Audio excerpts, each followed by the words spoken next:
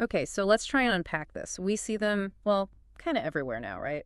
Products claiming to be sustainable plastics, the ones that are supposed to be the answer to our plastic waste problem. They get marketed as being much better for the environment, don't they? But are things really, well, that simple? Yeah, the marketing definitely tells one story, but the reality, as this perspective piece we're looking at lays out, it's far more complex. Absolutely.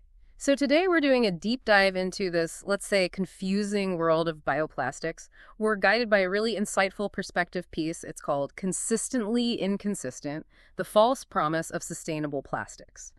Our mission here is to, cut through the hype, try and understand what these alternatives really are, see how they actually perform, and Okay. figure out where they fit into the bigger picture, the global effort to tackle plastic pollution. This deep dive is really for you if you've ever, say, stared at a product label wondering what compostable or bio-based actually means for the planet. Right. And the first thing this paper really tackles head on is the massive confusion around the term bioplastics itself. It gets used like it's a single category, but actually it lumps together materials that are fundamentally different, especially in how they, interact with the environment after we're done with them. Right, yeah, the source points out bioplastic isn't just one thing. It generally covers plastics that come partly or even entirely from biological sources like plants. That's the bio-based part, right? Yeah. Contrasting them with the usual fossil fuel plastics. Exactly. Bio-based just tells you where the carbon originated. Think of materials like polylactic acid, PLA, Yeah. often made from corn or sugarcane. That's bio-based because its building blocks are, well, natural, not from oil. Okay. So bio-based means it came from plants, basically. But hang on, that doesn't automatically mean it's going to break down easily, does it? Like, disappear in your backyard compost pile. And this is the critical disconnect the paper highlights. It's where most of the confusion really lies. Bio-based is about the origin, where it comes from. Biodegradable or compostable, those terms are about the end-of-life behavior. And crucially, the conditions needed for that behavior. You can absolutely have a bio-based plastic that is not biodegradable at all. Ah, okay.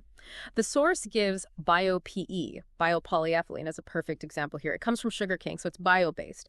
But chemically, it's identical to the normal polyethylene made from petroleum. So it behaves just like regular plastic bags or bottles. It's not going to just break down naturally. Precisely. And just to make it even more confusing, you also find plastics labeled biodegradable that aren't bio-based at all. They can be conventional petroleum plastics, maybe with additives put in, intended to make them break down faster.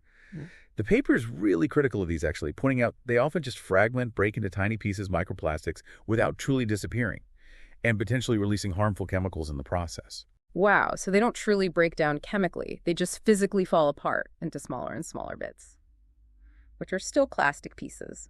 The source argues these aren't truly biodegradable or compostable. Which, yeah, leads us right to the big question. What does biodegradable or compostable actually require to happen? Because the labels often imply something, well, much simpler than the reality.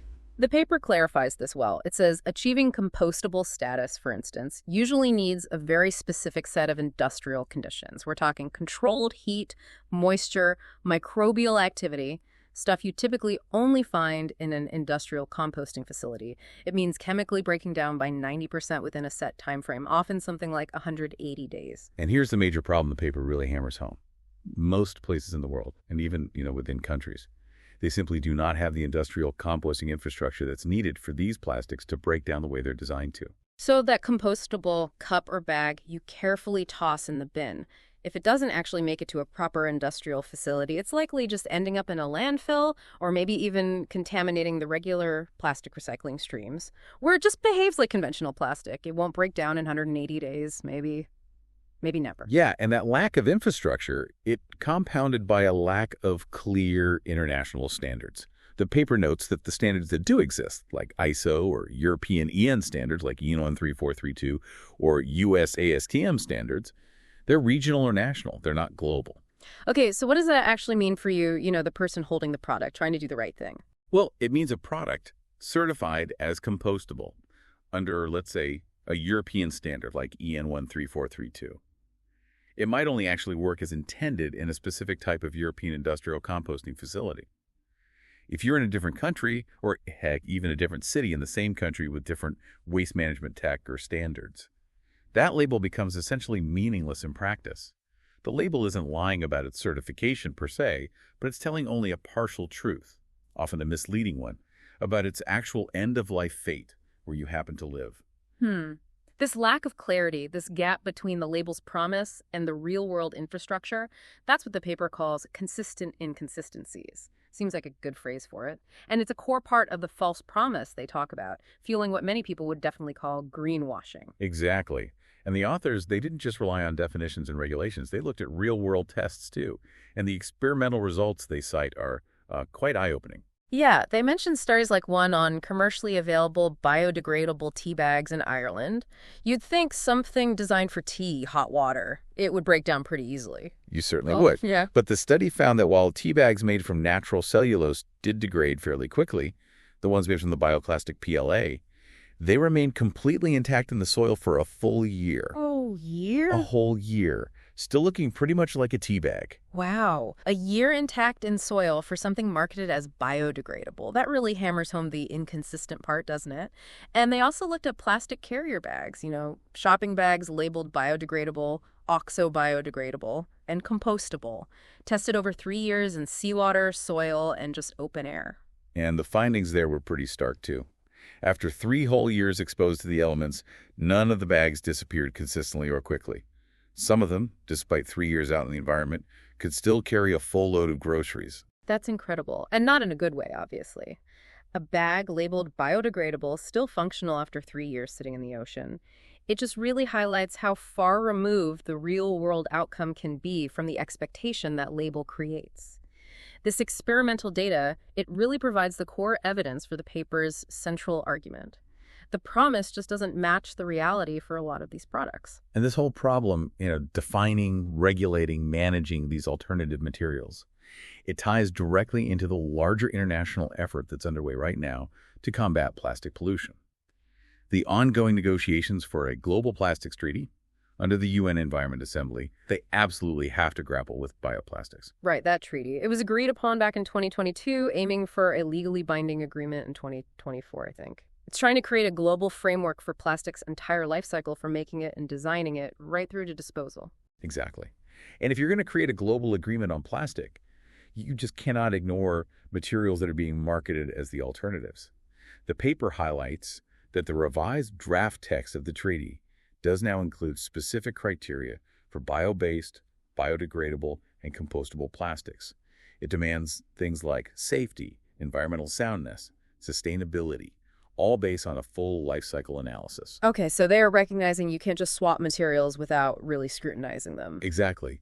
But, and this is important, the source strongly emphasizes that simply switching from conventional plastics to these alternatives is not a magic bullet. It's not the whole solution. Even if they perform perfectly under ideal conditions, which they often do, they still pose potential risks, like contributing to microplastic pollution if they just fragment, or potentially leaching chemicals, as we touched on earlier. Right.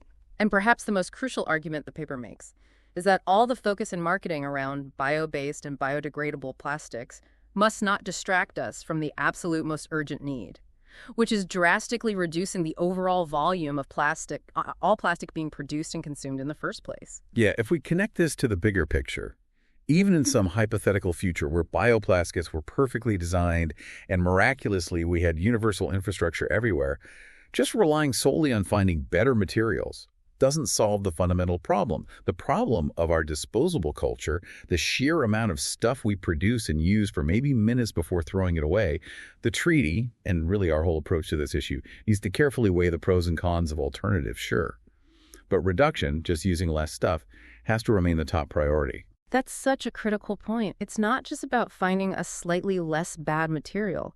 It's about fundamentally rethinking how much we use, period.